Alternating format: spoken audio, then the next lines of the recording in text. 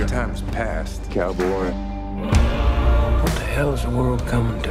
Used to be you had to have talent to get published. Now all you got to do is shoot people.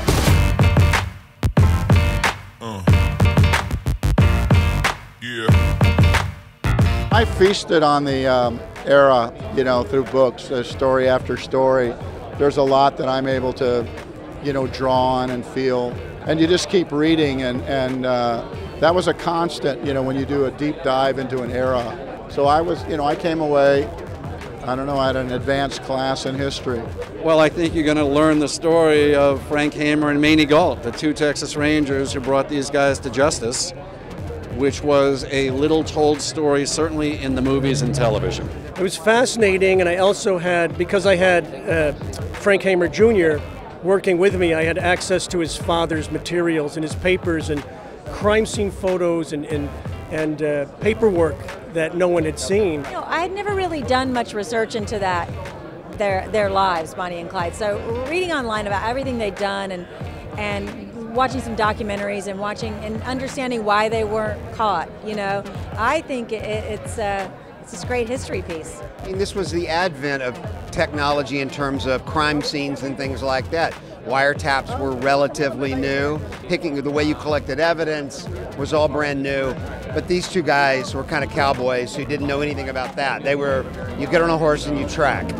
That's what you do. Hamer liked to work like a Native American tracker. He liked to use old Ranger cowboy tactics.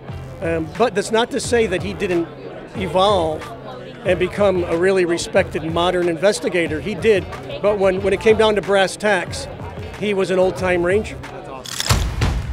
Might be good to have a doctor look at you sometime. Might be good to have a doctor look at you sometime. I ain't got no bulletin. Because I was covering you. Working with Netflix, are there some freedoms that come with it? Yeah, I think that one of the biggest freedoms is just some of your anxiety goes away when you realize it's not just opening Friday and extrapolating that to give you a domestic box office total. I had a great experience. There was creative trust. They met us halfway. They got behind us and did everything they said they'd do, and I'm really appreciative of that. For me, I think it's like what's best for the baby, you know? And the baby is this thing we've produced, this project that we love, this movie we love.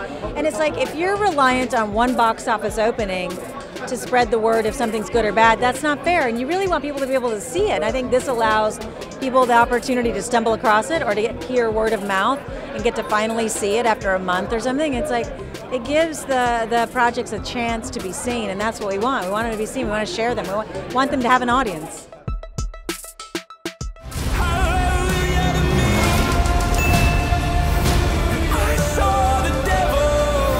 You come to the wrong place, mister.